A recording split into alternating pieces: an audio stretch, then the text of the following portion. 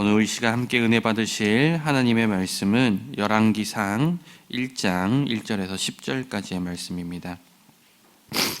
열왕기상 1장 1절에서 10절까지의 말씀, 제가 가진 성경으로는 구약성경 508면 전후에 있는 말씀입니다. 열왕기상 1장 1절에서 10절까지의 말씀입니다.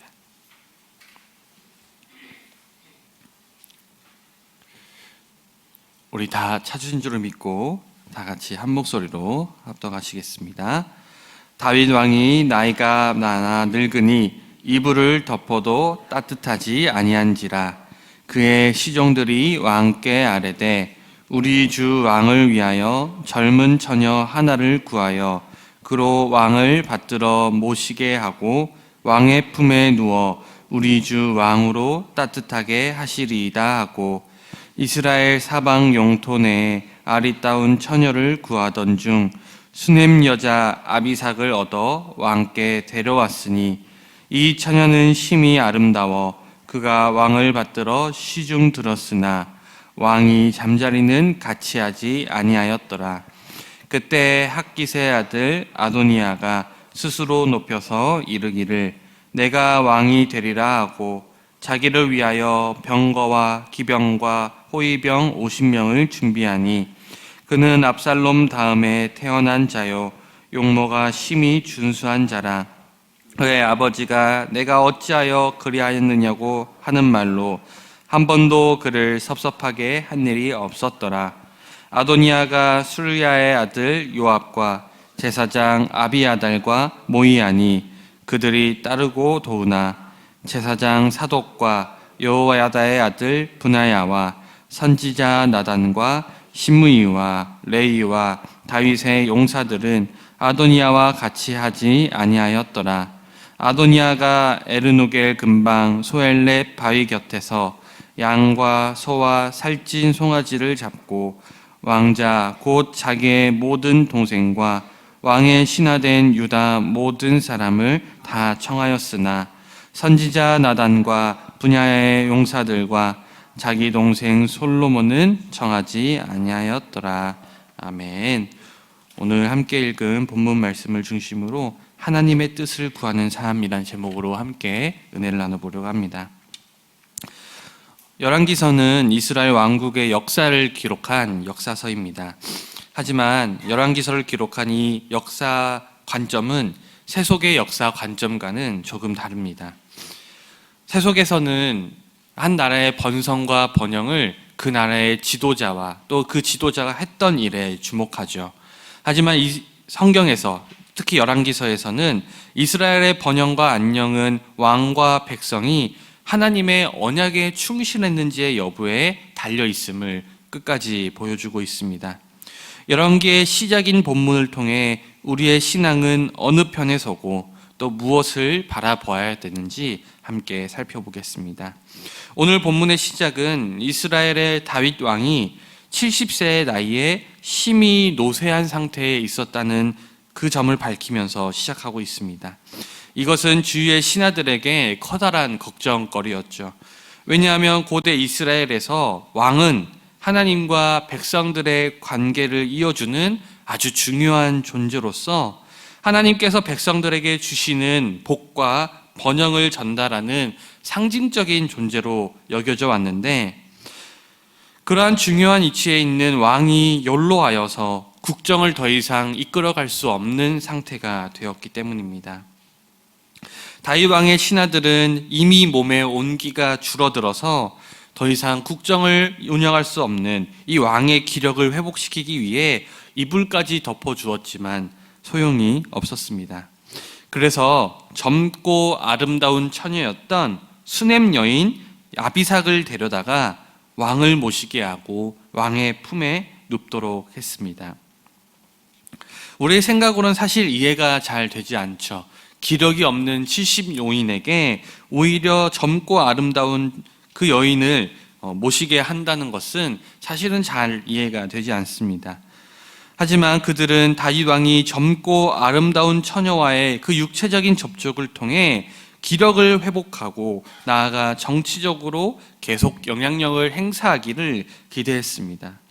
그리고 이러한 시도는 왕이 성적인 능력이 쇠할 때 왕으로서의 기능도 약해진다는 그 당시에 있었던 아주 미신적이고 원시적인 그러한 이해 때문에 근거하여서 그러한 일을 행했던 것이죠.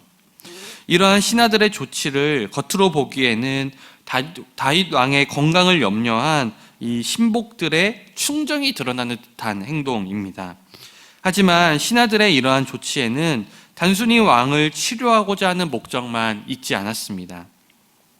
그들은 다윗의 노쇠함이 국정 공백으로 이어질 것을 염려한 나머지 어떻게든 다윗을 회복시키고자 두었던 무리수였던 것이죠.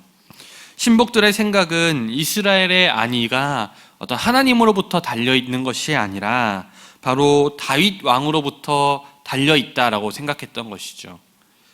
다윗이 지금까지 이스라엘을 훌륭하게 이끌어온 것은 사실 다윗 외의 능력도 출중했기 때문이기도 하지만 그것보다 더 중요한 이유는 다윗이 하나님 앞에 정직하였고 다윗이 하나님을 잘 섬겼기 때문에, 그래서 하나님께서 다윗을 들어쓰셨고 다윗을 통해 하나님의 능력이 드러났기 때문에 지금까지 이스라엘을 훌륭히 이끌어온 것이었지만, 신하들은 그 모든 일들을 바로 다윗 혼자서 했다고 생각했기에 어떻게든 다윗을 회복시키기 위해 그러한 무리수까지 두게 된 것이죠. 하지만 다윗은 비록 육체적으로는 노쇠했지만 그의 영적으로 약해지지는 않았습니다. 교만하고 혈기왕성한 그 시절에 밧세바를 취하며 성적인 죄를 범했던 다윗은 이제 자신의 안위나 성적 쾌락에 빠지지 않고 강건한 영성으로 하나님의 종으로서 자신의 길을 바로 바라보며 나아가고 있음을 알게 되죠. 그래서 다윗은 그 여인과 동침하지 않습니다. 사랑하는 성도 여러분, 우리의 삶에는 여러 유혹들이 찾아옵니다. 그러한 유혹들 속에서 우리가 그것들과 맞서 싸운다고 해서 결코 그것을 이길 수는 없습니다. 하지만 우리가 그러한 유혹들과 싸워 이기려 하는 것이 아니라 오직 하나님 한 분만 바라본다면 우리는 유혹을 이길 수 있습니다.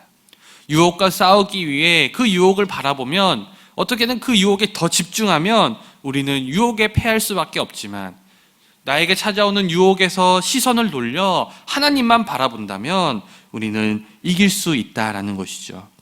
결국 우리의 영혼을 만족해 하시고 나에게 정말로 필요한 분은 하나님 한 분이라는 사실을 우리가 우리의 눈을 돌려 하나님을 바라볼 때 깨닫게 되기 때문이죠.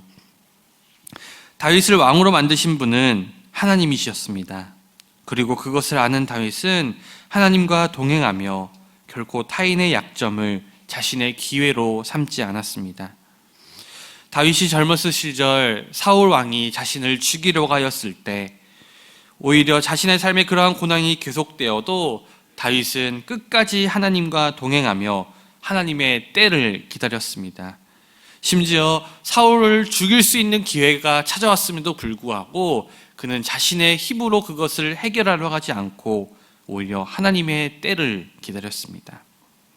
하지만 다윗이 무너져가는 사울을 인내하며 하나님의 때를 기다렸던과는 달리 다윗의 넷째 아들인 아도니아는 다윗의 노쇠함을 자신의 출세의 기회로 삼았습니다.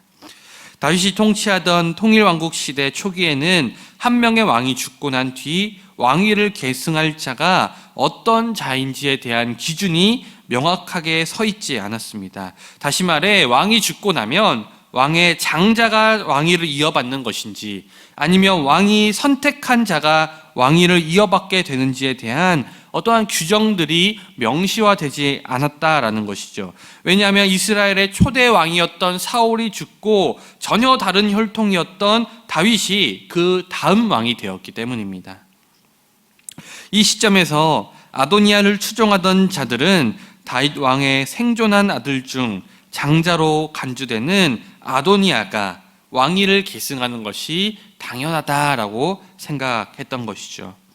그리고 아도니아도 왕의 자리가 하나님의 부르심이 아니라 자신이 가지고 있는 힘과 서열과 용모와 인기에서 오는 것이라 생각하며 그 왕의 자리, 아직 아버지가 살아계심에도 불구하고 그 아버지의 자리를 생각하며 탐욕을 부리게 됩니다. 아도니아는 다윗 왕이 연로하여서 국정을 이끌어갈 처지가 되지 못하자 자신이 왕이 될 것을 당연시하면서 정치적인 기반을 구축하고자 하는 과정에서 세 가지 일을 시도합니다. 첫 번째는 자신을 보좌한 군사들을 모으는 일이었고, 두 번째는 군사의 참모였던 요압과 종교적인 조언자인 아비아다를 측근으로 세우는 일이었고, 마지막은 여러 왕자들과 자기를 따르는 자들을 모아 왕위에 오르게 되는 일을 자축하는 잔치를 벌이게 한 일이었습니다. 다윗 왕의 이 권력이 저물어가는 이때 다음 권력자가 누구일지를 발빠르게 살피고 하나님의 뜻과는 전혀 상관없이 실리를 쫓아서 이 아도니아를 추종했던 사람들의 그 탐욕스러운 모습들이 한자리에 모이게 된 것이었죠.